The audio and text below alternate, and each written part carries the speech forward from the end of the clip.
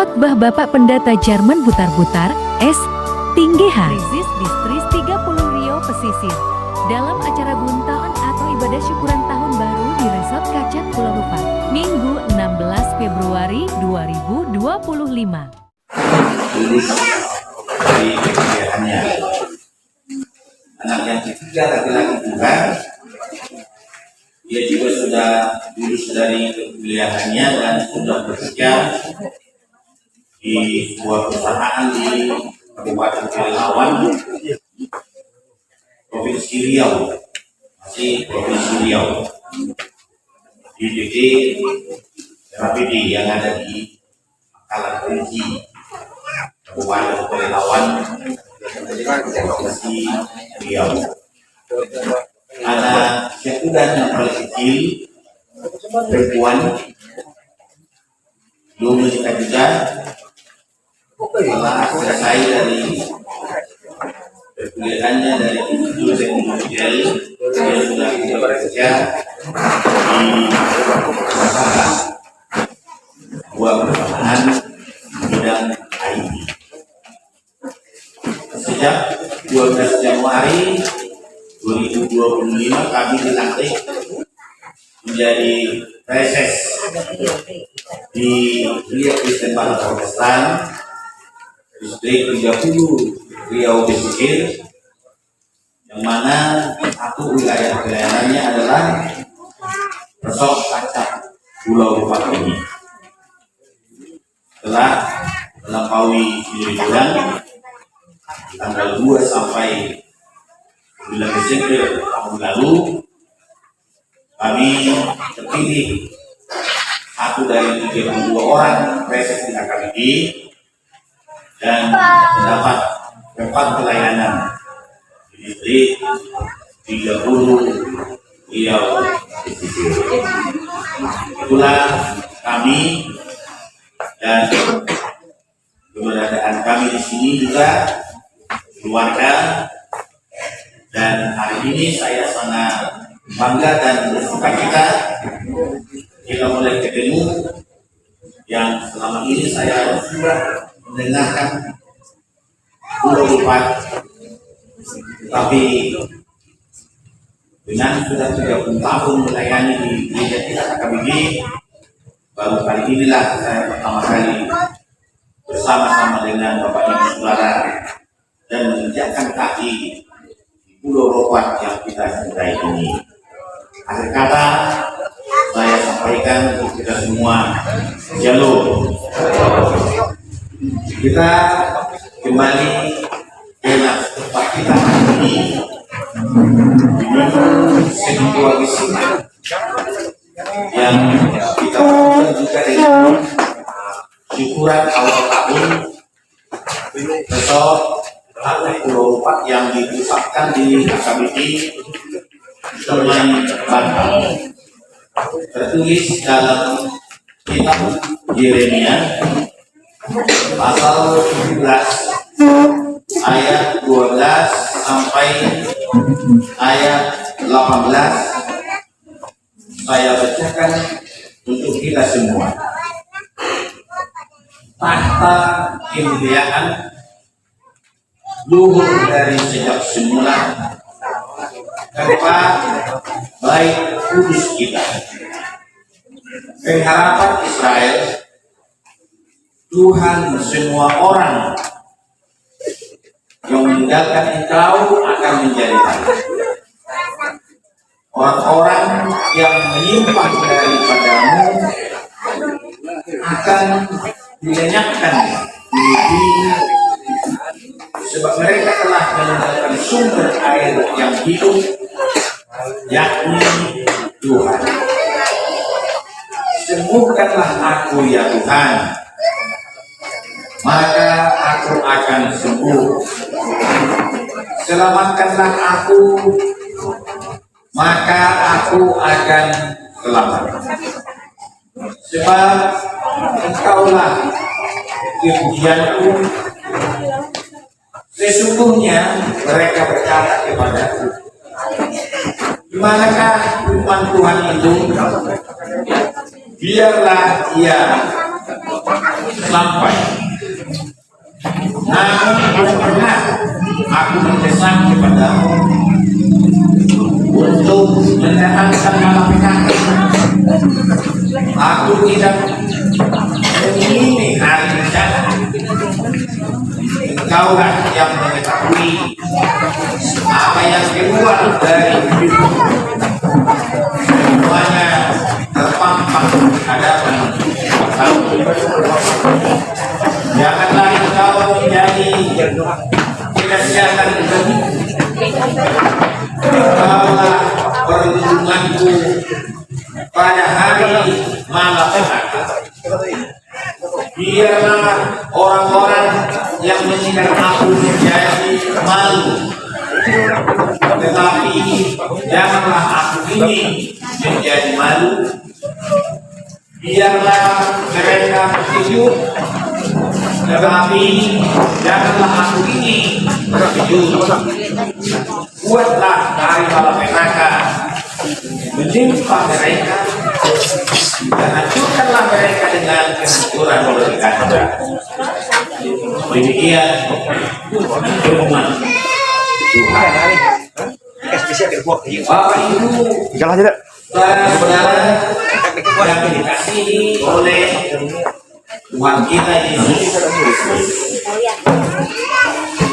minggu kita hari ini atau kita sudah tiba pada minggu ini sesuai dengan kalender tahun Gerejawi.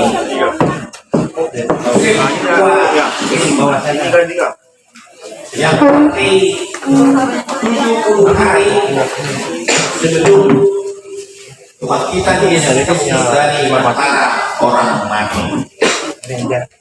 Dan tema minggu ini adalah Tuhan pengharapan kita. Jadi sangat jelas tema yang padat ini bahwa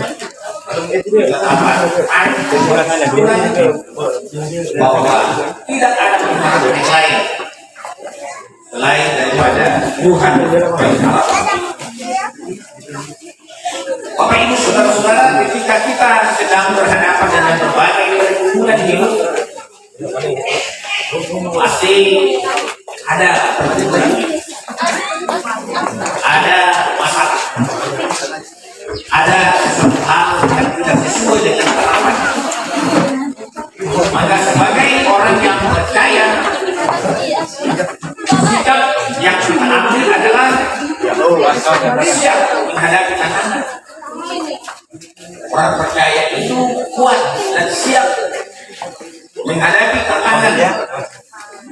Orang percaya itu kuat dan sanggup menghadapi pergumulan dengan mengandalkan kepada anugerah Tuhan, yaitu berpengharapan kepada Tuhan.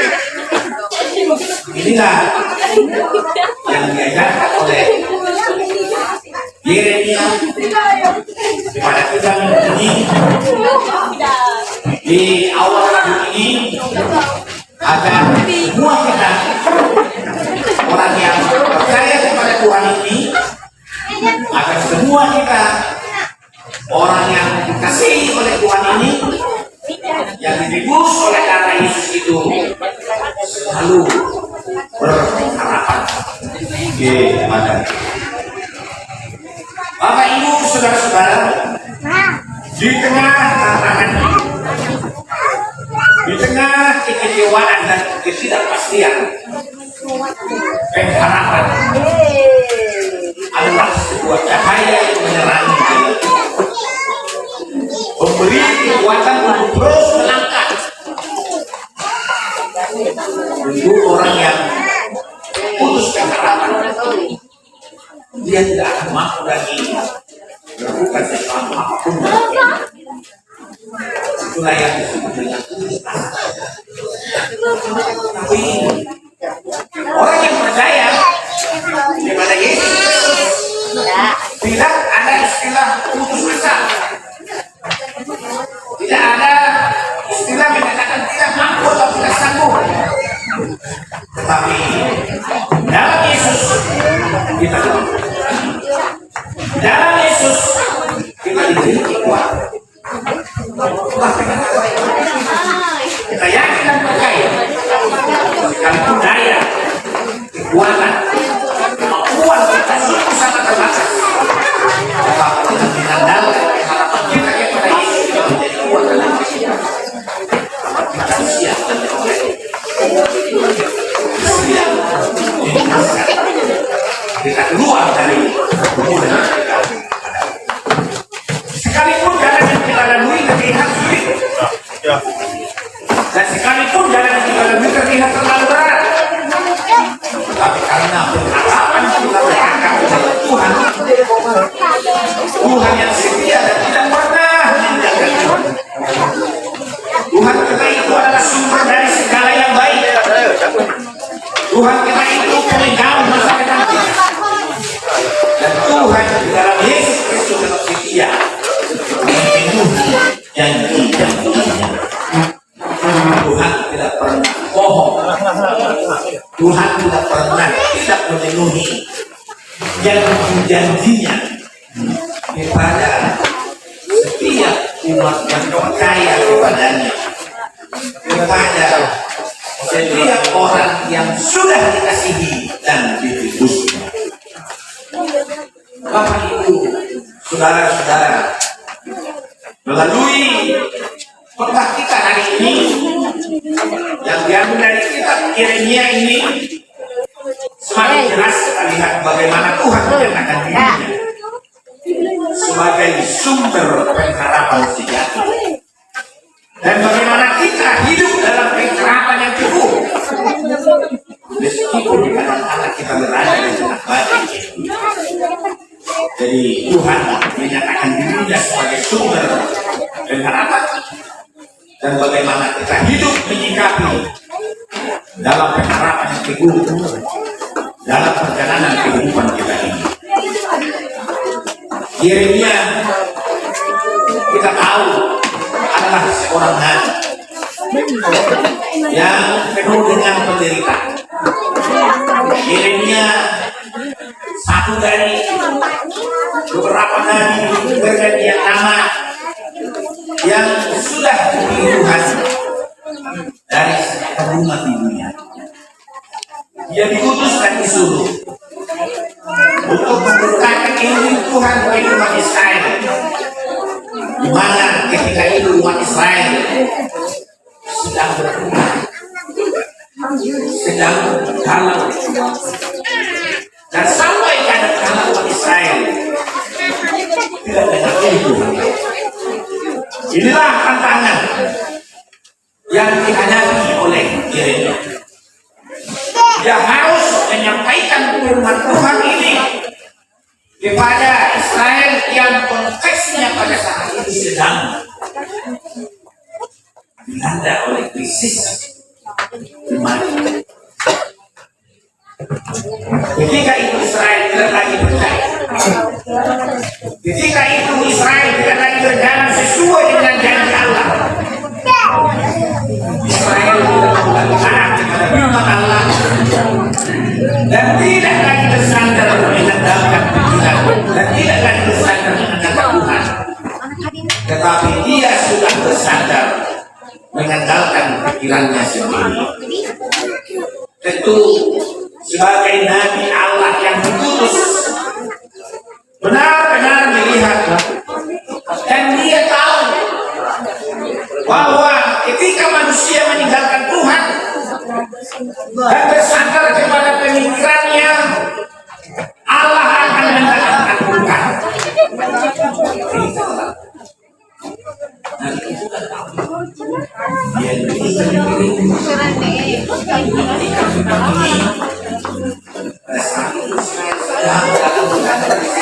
lagi mau percaya. Dan dulunya mereka sudah di Tuhan, tapi sekarang mereka berani meninggalkan Tuhan. Dulunya mereka meninggalkan Tuhan, tapi sekarang dia mengandalkan pemikirannya. Dulunya mereka berjalan di jalan Tuhan, tapi sekarang dia berjalan di luar Tuhan. Yeremia tahu Kemudian kita bayangkan bagaimana perasaan Yeremia pada saat ini. Nah, ini harus disampaikan bahwa ketika manusia meninggalkan Tuhan, menendangkan pikirannya, maka Allah akan mendatangkan murka. Allah mendatangkan bencana. Sementara pengharapan untuk hidup benar, pengharapan untuk hidup benar hanya dimiliki bila berpengharapan hanya kepada Allah. Israel hidup dalam keberdosaannya akan mendapat bencana. Israel yang hidup dalam keberdosaannya akan mendapat hukuman dari Allah. Dan itulah Israel. Ketika itu akan segera berbuat ini.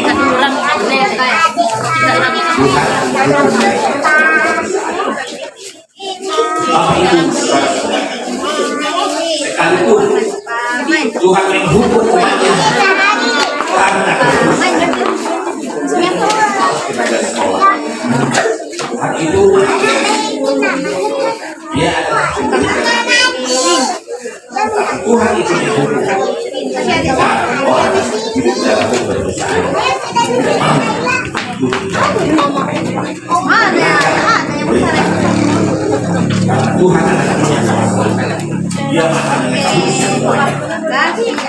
Dia tidak mau umatnya itu, yang dipilihnya itu, yang dikasihnya itu hidup dalam penyimpanan dari apa yang maka karena Tuhan menghukum seperti apa yang dia lakukan.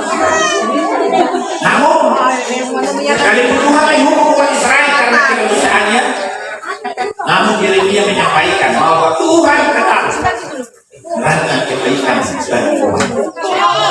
Tuhan itu tidak akan dihukum dan orang-orang yang sudah berdosanya sekalipun Allah menghukum karena dosa, tetapi Allah memiliki kasih setia yang akan memulihkan umat, akan dipulihkan umatnya ketika umat itu sudah mengenal Allah akan kedosaannya dan mereka kembali membaik. Inilah kami, itulah sukacita. Tuhan tidak pernah membiarkan umat itu tetap dalam kedosaannya, tetapi Tuhan tidak pernah berkompromi dengan umatnya, tetapi Tuhan selalu menunggu dan menyuarakan jiwa Nabi agar mereka hidup dalam jalan Tuhan dan merancang kebaikan dan memulihkan umatnya. Tentu kita lihat Bapak Ibu bagaimana cara Allah memulihkan umatnya dari perbuatan. Yeremia menyatakan tentang takhta Allah tetap seperti sedia kala. Allah tetap memelihara kekudusannya. Allah tidak pernah berkompromi dengan kejahatan. Pembuangan badai merupakan peringatan atas situasi betapa susahnya hidup di luar kehendak Tuhan. Jadi Bapak Ibu membuang badai agar umat itu mengetahui betapa sakitnya, betapa malunya, betapa sulitnya kehidupan kita hidup di luar kehendak Allah. Jadi semacam sekolah mungkin hanya kata-kata mereka tidak mau mengubah diri, tetapi setelah mereka mengalami, mereka rasakan betapa susah, betapa hidup di luar kehendak Tuhan. Tetapi betapa bahagianya, betapa indahnya kalau hidup sesuai dengan kehendak Tuhan. Podcast ini saya berjuang sebagai sekolah, sekolah, belajar untuk kembali hidup di dalam Tuhan, untuk kembali berpengharapan kepada Tuhan. memulihkan semuanya dari penderitaan yang sedang terjadi. Jadi hanya satu kata, mereka harus kembali setelah merasakan betapa malunya yang harus dibuang. Jadi di negeri orang yang tidak percaya, diperintah orang yang tidak mengenal Tuhan, mereka rasakan bagi umat Allah itu mereka malu, mereka harus dibuang. Tetapi itu adalah sebagai pelajaran buat mereka. Ketika mereka menyimpang dari firman Tuhan, mereka tahu merasakan kebangkitan itu. Setelah mereka rasakan kebangkitan itu, mereka tahu betapa susahnya bila hidup yang luar benar pun. Amin. Itu bisa juga rasakan betapa bahagianya kita kalau hidup dalam Tuhan. Tapi kita susah kalau kita hidup di luar Tuhan. Bapak Ibu saudara, Yeremia juga sangat bergumul sebagai nabi Allah dengan realita yang dihadapinya seperti itu. Dia tidak suka sebenarnya umat itu dihukum. Dia tidak suka. Dia katakan, dia sampaikan, dia ajarkan agar umat ini sebenarnya kembali ke jalan yang dia ajarkan Tuhan. Jangan. Baik.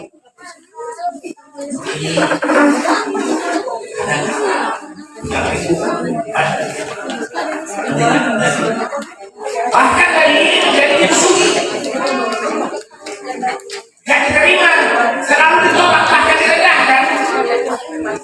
Namun kembali berat berhubungan di Yeremia. Yeremia tidak percaya bahwa Allah tidak. Jika ia berseru, maka tangis sebutan ayatnya, sembuhkanlah aku ya Tuhan. Yeremia ini juga ikut menderita dengan pemberitaan yang disampaikannya. Dia sangat betul melihat keadaan bangsa ini seperti itu. Dia sangat tidak senang dan sangat suka. Dia tidak sangat suka, dia tidak suka. Wah, ini harus didukung tapi dia tidak bisa apa-apa. Dia berseru, sembuhkanlah aku ya Tuhan, dan Allah akan mendengar dari Tuhan dan saya akan bertindak untuk memulihkannya. Menarik hal ini bukan hanya berlaku bagi Yeremia, tetapi berlaku juga kepada segenap umat Israel. Pada waktu Allah murka, Allah tetap memberikan kasih. Yeremia juga percaya jika ia berseru, selamatkanlah ya Tuhan, maka Tuhan akan menyelamatkan. Akan tetap menanti kesadaran umatnya untuk hanya berbicara kepada Tuhan. Sebab hanya biarlah perubahan dan kota benteng anak ini. Dia tetap. Dia berdoa, selamatkanlah, sembuhkanlah aku. Kalau dia berkata aku, selamatkanlah aku, itu juga dia mau menyatakan kepada umat yang sedang menderita itu akan diselamatkan dan akan disembuhkan. Dan dia sangat berkehendak kesadaran umatnya untuk kembali berpegangan dengan harapan kepada Tuhan dan hanya mengikuti jalan Tuhan. Bapak Ibu Saudara, Yeremia diejek orang Israel yang mengatakan, Israel tidak takut dengan malapetaka yang dibuatkan Yeremia. Betul-betul, makin tidak takut dengan malapetaka yang dibuatkan oleh Yeremia. Mereka mengejek.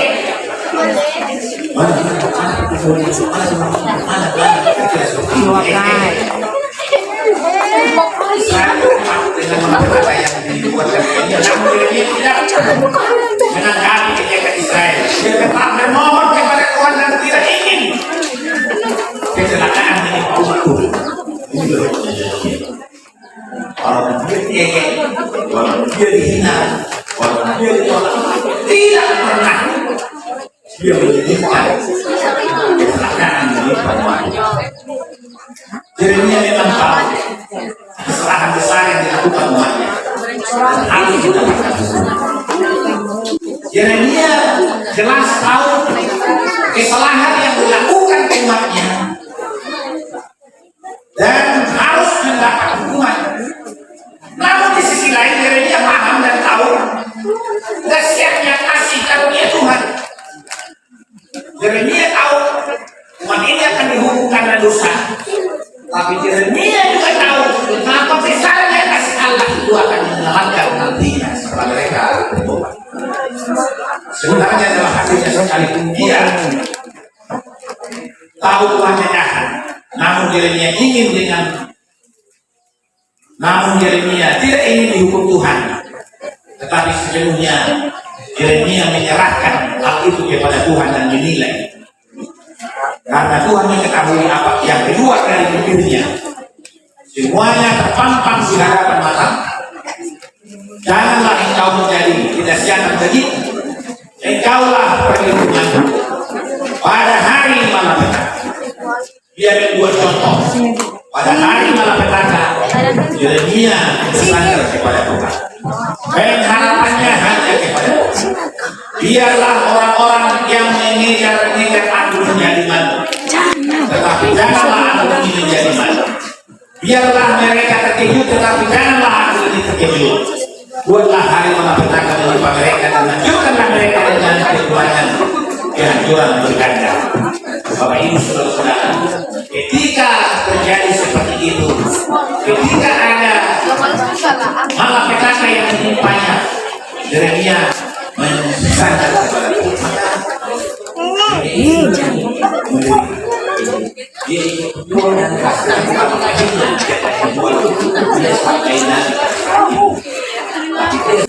Tetapi kualitas itu ketika kita bisa hidup sesuai dengan kehendak Tuhan.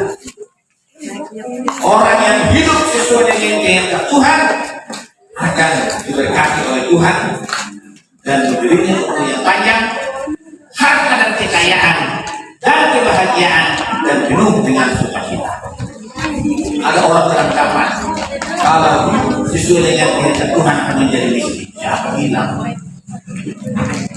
Ada orang yang menyatakan kalau hidup sesuai dengan firman Tuhan akan umur pendek. Siapa bilang? Lihat tokoh-tokoh di perjanjian baru. Abraham di perjanjian baru juga. Mereka adalah tokoh yang mengikuti kehendak Tuhan. Mereka adalah orang yang kaya. Mereka adalah tokoh-tokoh yang berpandang pada saat itu. Tapi tidak pernah mereka melanggar perintah Tuhan. Ingat Ayub juga kan? Dia adalah orang yang sampai dicobai. Dia miskinkan dia. Hari-hari orang yang ingat apa sahabat. Dunia itu bagi orang kaya tapi dia dipanggil untuk pergi meninggalkan semuanya itu, karena itu tidak Tuhan yang lakukan dengan proses panjang. Dia adalah orang yang kaya juga, orang yang Tuhan, orang yang umurnya panjang juga, dan orang yang berbahagia. Jadi sudah betul kalau ada orang yang menyatakan kalau hidup sesuai dengan firman Tuhan menjadi miskin, kalau hidup sesuai dengan firman Tuhan menjadi diperlukan orang, itu salah. Tetapi orang yang hidup sesuai dengan firman Tuhan, hidupnya akan diberkati. Dia akan mendapat semua apa yang diinginkannya sesuai dengan kehendak Tuhan dalam hidupnya. Jadi jangan takut dan kita harus hidup sesuai dengan firman. Berpengharapan hanya kepada Tuhan.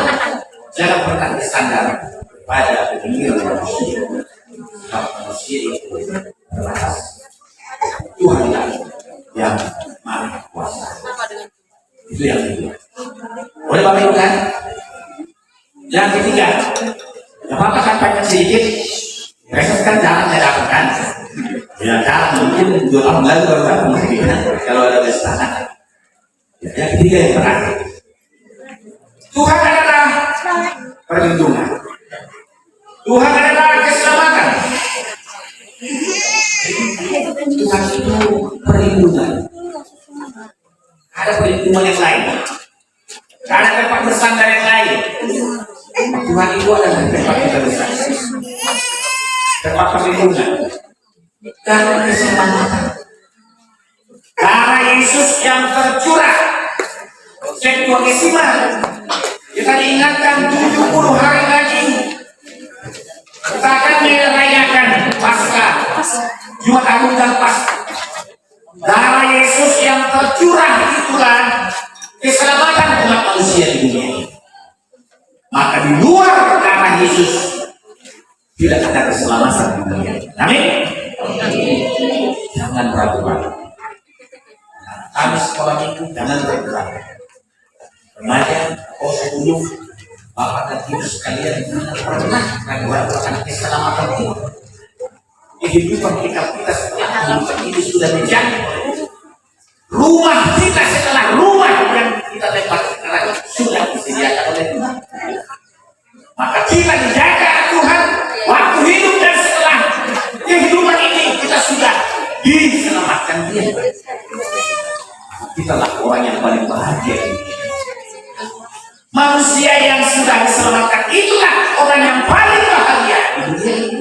Sebab ketika di dunia ini kita diberkati dan dijaga, dan setelah itu pun rumah kita sudah disediakan. Maka sangat disayangkan kalau orang yang tidak mau percaya. Sangat disayangkan orang yang berbalik dan Yeremia. Maka setelah kita mengetahuinya, maka kita harus berbuat. Minggu Septuagesima ini kita harus bercita bahwa Tuhan adalah perlindungan, Tuhan adalah keselamatan yang menjamin kehidupan kita sekarang, besok, dan selama-lamanya. Kita hari ini berpesta, kita bersyukur. Kita bersyukur dengan hari-hari yang sudah kita lalui 1 tahun penuh di tahun 2024. Ini saatnya kita mensyukurinya. Apa yang kita rasakan, apa yang kita lalui sudah, apa yang kita terima berkat Tuhan yang berlimpah itu, hari ini kita syukuri dengan memikirkan apa-apa yang bisa kita perbuat melalui gerejanya di tanah tempat ini. Tadi saya dengar bahwa sasaran pesta kita adalah untuk merawat kebun dari gereja kita ini, dan juga memikirkan yang perlu tentang misi di tempat kita ini. Tentu itu adalah tugas mulia, tugas kita bersama. Kita sudah dijaga dan diberkati oleh kasih-Nya, maka kita juga sudah harus merespon itu lewat kita. Kita bersuka cita atas pemeliharaan Tuhan pada hidup kita ini, di hari-hari yang sudah kita lalui dan sampai saat ini, dan hari-hari yang akan kita jalani dengan penuh pengharapan kepada Tuhan kita menjaganya terus. Maka kita menikah. Marilah kita berbuat apa yang bisa kita lakukan dari hati yang penuh sukacita dan berpengharapan kepada Tuhan lewat gerejanya ini. Kita dapat berbuat banyak demi kemuliaan nama Tuhan yang menjaga kita biasa. Kiranya semua jemaat terberkati usahanya, kiranya semua jemaatannya umur, kiranya generasi kita lewat anak-anak kita menjadi anak yang takut kepada Tuhan, dan memeliharanya juga menjadi anak-anak kebanggaan kita kelak di perjalanan kita. Tuhan menyertai kita dan Tuhan menjaga kita.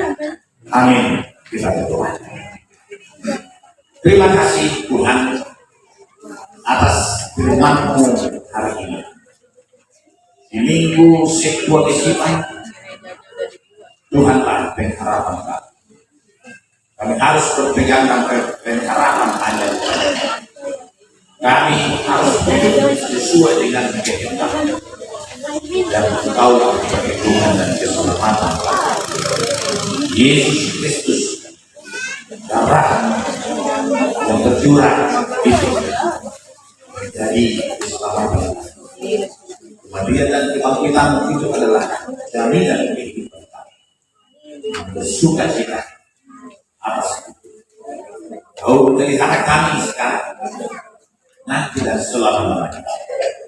Kau menjaga kami dalam kehidupan ini dan menjaga keselamatan kami dalam kehidupan.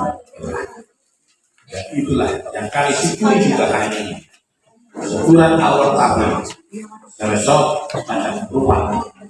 Para jemaatmu yang berjaga yang kau kasihi, yang engkau berkati, yang engkau tuntun selama ini, memuji nama, bernyanyi, memuliakan nama, berjanji, melakukan yang terbaik di hadapanmu sesuai dengan kehendak. Pakailah jemaatmu yang engkau kasihi ini, pakailah jemaatmu yang engkau kudus ini, bekerja mengabdi atas rumah yang ada di Tuhan, mempermuliakan engkau, bersatu hati, bersuka cita bersama-sama, satu visi dan misi, satu penglihatan ke depan, membangun jemaat ini sesuai dengan arahan dan kehendak Tuhan. Termuliakanlah namamu, bersukacitalah kami senantiasa. Semua anak kami yang sedang bertumbuh berkembang, anak-anak kami yang sedang sekolah dan kuliah, anak-anak kami yang sudah tamat dan yang sudah bekerja, yang tinggal di daerah ini atau di luar daerah ini, semua Tuhan jaga. Mereka bersukacita, kami juga bersukacita.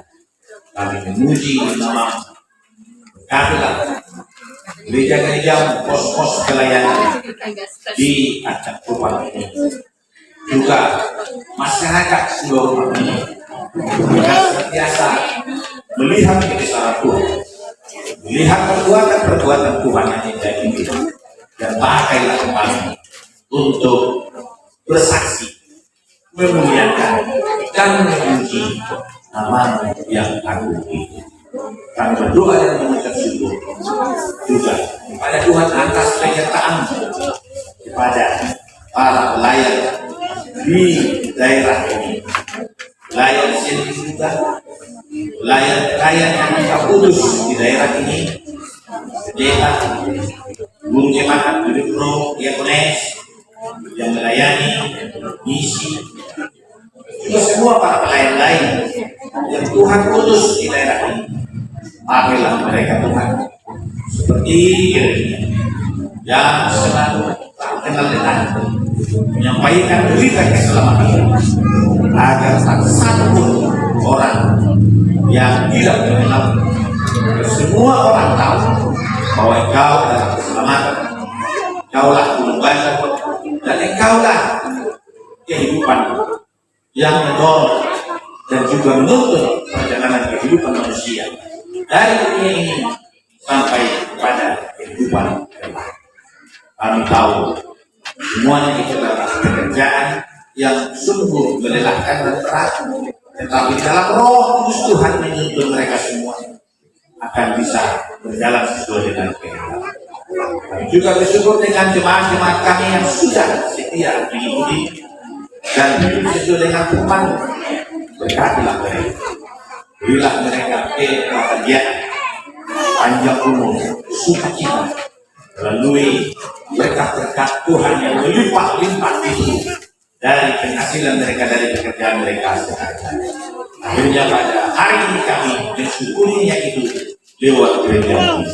Terimalah dan ampunilah dosa-dosa kami hanya di dalam nama anakmu Yesus Kristus Tuhan dan Juru Selamat. Amin. Kita bernyanyi dan bukan bersama.